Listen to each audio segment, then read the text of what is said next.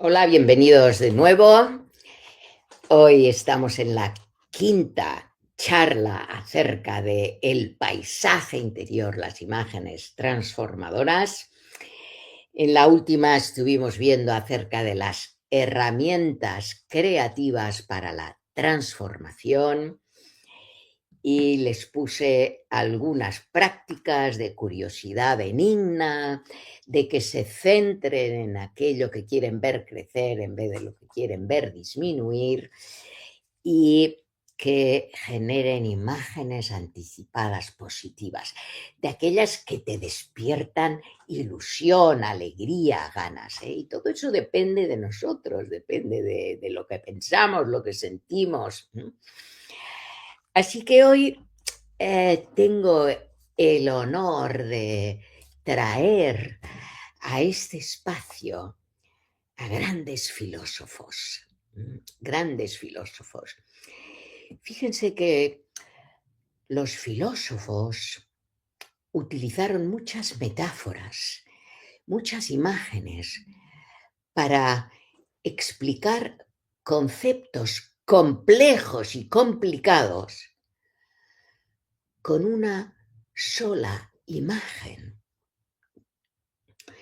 Y ahí se valida ese dicho de que una imagen vale más que 1000 palabras. Es como que son imágenes que, que generan resonancia interior y por supuesto pues a alguno le resonará más una y a otro le resonará más otra. Así que yo les invito a estar abiertos hoy y ver cuál es aquella que les resuena más. Si nos vamos al siglo VI, V antes de Cristo, fíjense, hace miles de años, Heráclito dijo: nadie se baña en el mismo río dos veces. Para quien tiene el libro del paisaje interior, estamos en el capítulo 13, donde exploramos, y ahora lo vamos a explorar juntos, la sabiduría filosófica. ¿Qué quiere decir eso que nadie se baña en el mismo río dos veces? Pues te bañas ahora y de aquí 5 minutos el río ya ha cambiado, porque hay movimiento, aunque sea muy imperceptible. Pero no solo eso, sino que tú también has cambiado. Tu pensamiento ya es diferente. Hay células, pues no, la piel se nos caen células muertas, se nos ha caído parte del pelo, un pelo, quizá algo ha cambiado en nosotros. Esta sabiduría tan importante de la impermanencia, nada es fijo, todo va fluyendo, todo va cambiando. De verdad, yo les digo de corazón que si son capaces de vivir solo eso, vivirán con una libertad interior maravillosa. Porque se enganchan a las cosas y las cosas cambian, ustedes cambian, ¿no? Esto es mío, este lápiz es mío. ¿Qué pasa cuando yo creo que esto es mío? Pues que lo primero, tengo miedo que se rompa, tengo miedo que me lo quiten, tengo miedo que me lo roben. O sea, el apego y el aferramiento nos lleva al miedo. Pero bueno, ahora lo tengo y quizás mañana no lo tendré y ya la vida me traerá otra cosa. ¡Ay, qué liberación! Nadie se baña en el mismo río dos veces. ¡Qué maravilla! Dejen fluir la vida. Y quienes son padres y madres lo habrán vivido, ¿no? O sea, o cuando te casas y de repente tu marido, tu esposa, dice: oye, pero yo me casé y eras así y ahora ya no eres así. Ay, gracias que ya no soy así. No, no, es que yo te quería como eras antes. Bueno, pues o te acostumbras al cambio o la vida es sufrimiento continuo. queda clara esta metáfora. Podemos pasar a la siguiente porque cada metáfora tiene tela, que decimos aquí, no sé, en otros países, como siempre tiene tela aquí, que tiene muchísima sabiduría. O sea, cuando reconoces el fluir de la naturaleza misma de la vida, aprendes a soltar el pasado, a recibir el presente con asombro, a confiar en lo que vendrá, confía en lo que vendrá. La imagen del río te recuerda que resistirse al cambio es estancarse y vivir es aprender a nadar en aguas en movimiento. Fíjense, voy a decirles aquí un ejemplo. Hace muchos años hubo un tsunami devastador. Fue en Sri Lanka, en el sur de la India, el sur de, no sé si Tailandia también. Fue devastador. Y una señora que practicaba meditación y que nunca había aprendido a nadar, ya que, a ver, yo no sé ustedes, pero en la cultura más occidental, o al menos la europea, que es la que conozco yo, en el colegio ya vamos a nadar, nos enseñan a nadar, pero hay otras culturas que eso no se hace. Bueno, pues en Sri Lanka esa señora nunca había aprendido a nadar, aunque estuviera en Sri Lanka rodeada de agua, ¿no? Total, que se encontró flotando en el mar y gracias a la meditación respiró. Porque si ustedes conocen un poco sobre el cuerpo flota. ¿Pero por qué alguien se ahoga? Porque su ansiedad hace que no respire. Su miedo hace que no respire y entonces se ahoga. Bien, y hay otras razones, pero ella respiró. Le apareció un tronco que vino por allí, se agarró al tronco y siguió respirando. Y estuvo varias horas allí. Y en un momento dado, pues el tronco la llevó a la orilla. Bueno, ese es un ejemplo de cómo la meditación te ayuda a confiar en la vida. Y eso, ¿no? Aprender a nadar en aguas en movimiento, aunque no sepas nadar. Bien, vamos a otra metáfora. Vamos al siglo II después de Cristo, Marco Aurelio. Él dijo: somos marionetas de nuestras pasiones internas. Nos hablaba de la libertad interior. Dejar de estar atado a los hilos de tus impulsos y de lo externo. ¿Sientes alguna vez como que no llevas las riendas de tu vida? Que tu vida depende de aquel, del otro, de lo que manda uno, de lo que manda el otro, y de tus deseos y adicciones. Qué lástima que el mercado juegue con esa tendencia del ser humano a la adicción, a quedarnos enganchados al juego, enganchados al entretenimiento y a veces enganchados a cosas peores, ¿no? A la cerveza, al alcohol, a la droga, al tabaco, a todo eso que es maligno, pero nos quedamos enganchados. Y hay veces que tenemos la suerte, como yo, que no me gustaba beber de pequeña, que probé un cigarrillo, lo encontré horrible, y realmente nunca he fumado, nunca he bebido. Pero soy consciente de esa tendencia a la adicción de la mayoría de las personas. Adicción al sexo, adicción.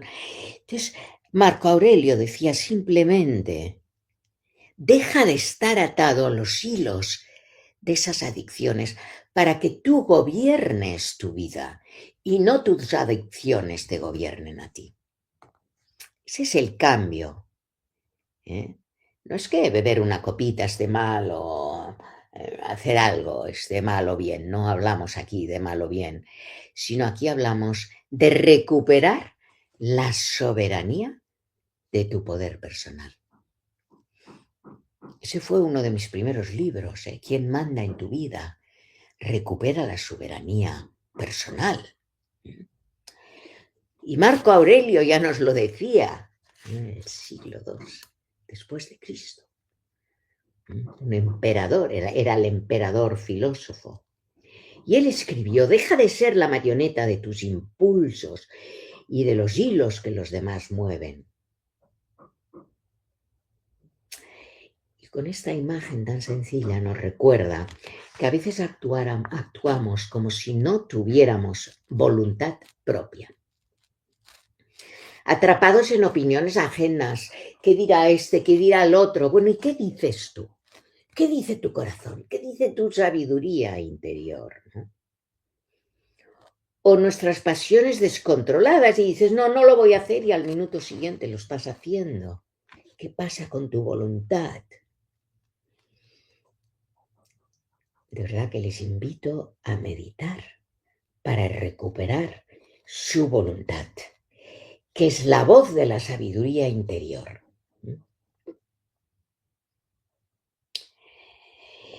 Y para Marco Aurelio, leo sus palabras, solo la consecución de la serenidad por medio del dominio de las pasiones nos liberará de la ansiedad y la opresión de un mundo inhóspito y hostil, ofreciéndonos la autonomía necesaria para conseguir ser felices. Ahora llevamos 20 siglos desde esa sabiduría. ¿Cuándo la vamos a practicar? No sé, a veces pienso que hay muchísima sabiduría a nuestro alcance. ¿Por qué no empezamos ya a practicar? Bueno, yo les invito ya a practiquen esto. O sea, que logres la serenidad interior para que en este mundo hostil, que no quiere decir que huyas de él, la meditación no es huir, la meditación es estar presente, es afrontar, es cruzar,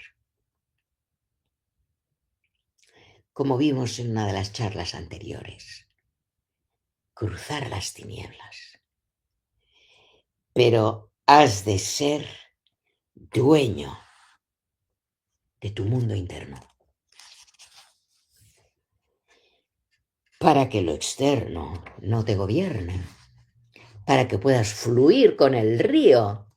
No quiere decir que el río, hasta que no esté quieto el río, yo no me puedo mover. No, tú no podrás manejar el río de lo que dice esto, de lo que dice aquel, de lo que pasa, de las circunstancias, de las lluvias torrenciales, podrás dar pasos para ayudar al calentamiento global, para ser parte de la solución, no del problema. Pero necesitas gobernar tu mundo interior. Así que ese es Marco Aurelio. Muy bien, vamos a la siguiente, que es, voy a saltarme alguna, porque hay muchas metáforas, y vamos a la navaja de Guillermo de Ockham. Él fue religioso y filósofo cerca del siglo XIII. Y su metáfora de la navaja es como la simplicidad como vía de claridad y sabiduría. Gracias a él empezó la separación entre la filosofía y la teología. Porque fíjense que la filosofía, gracias a desvincularla de lo religioso, adquiere una dimensión mucho más universal. Bueno, él sufrió con que le expulsaron como religioso por atreverse a decir: no mezclemos teología con filosofía. Y en realidad, esta metáfora nos invita a cortar lo superfluo, ya de una vez por todas. Es una invitación a simplificar, a ir al hueso, al corazón, a lo esencial. Pregúntate, ¿esto es realmente necesario? Lo que sea, lo que has de decir. El otro día estaba conversando con alguien, un gran amigo, que es un gran conversador. Bueno, y tuvo una enfermedad en las cuerdas vocales. Y tuvo que estar en silencio bastante tiempo.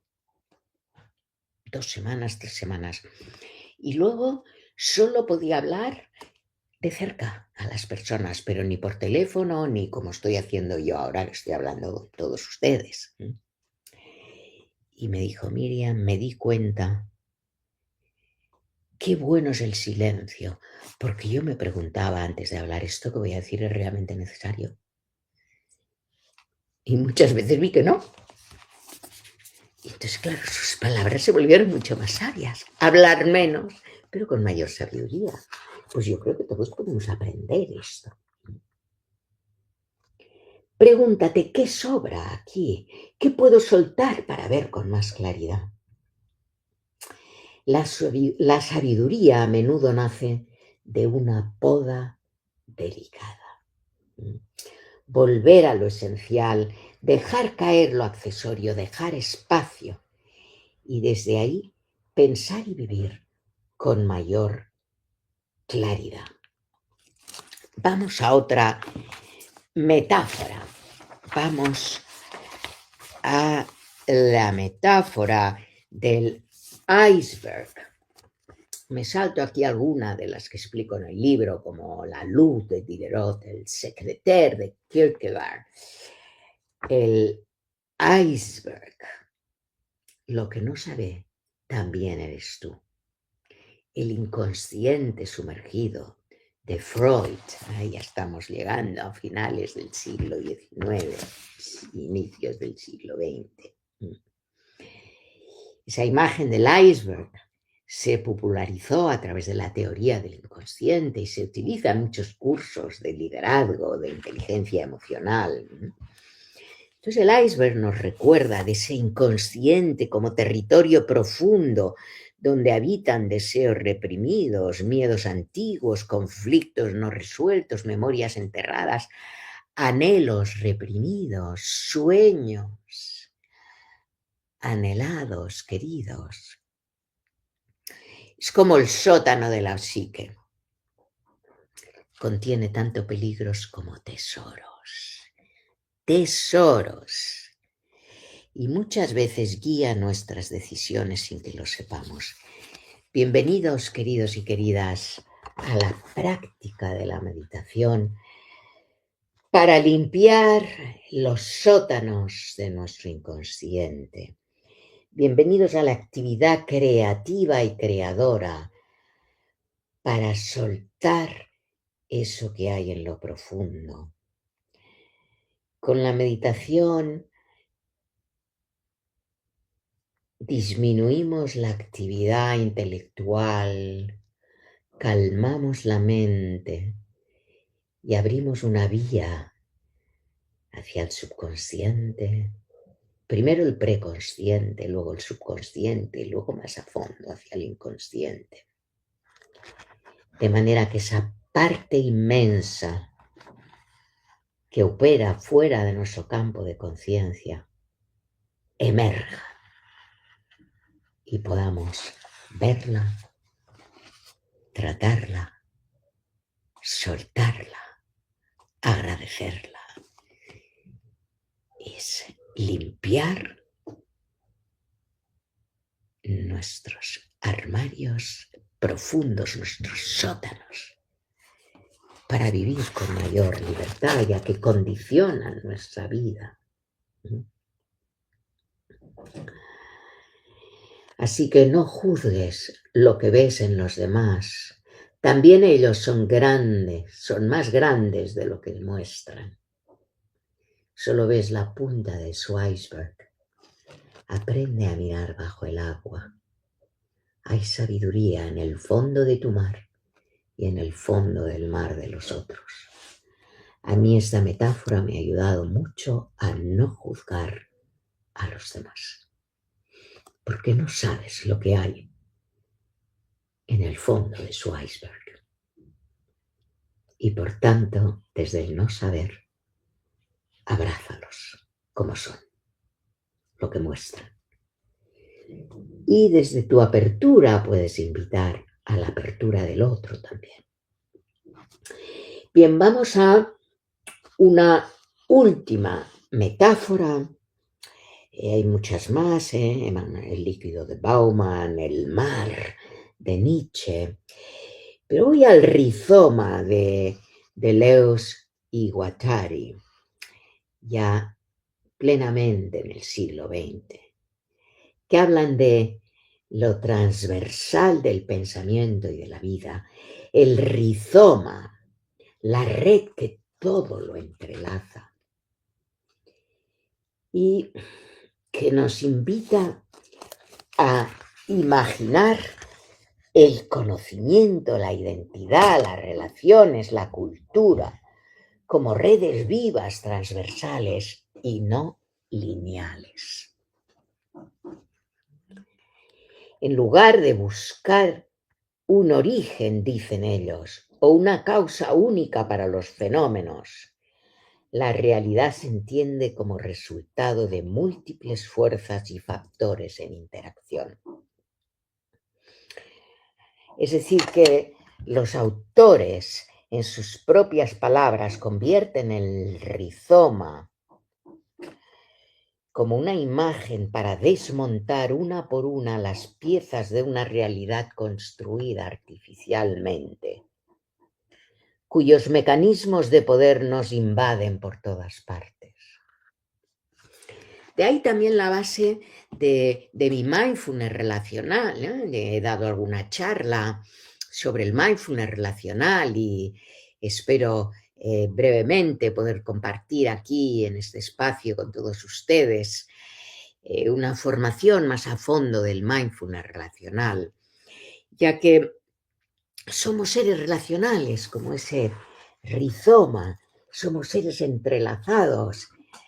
Tu presencia me influye, lo que tú respiras, yo lo respiro, lo que yo suelto, tú lo inspiras, lo que tú sueltas, yo lo inspiro. Vivir esta metáfora es liberarte de estructuras mentales cerradas, de caminos preestablecidos, de ideas fijas sobre lo que es verdadero o válido.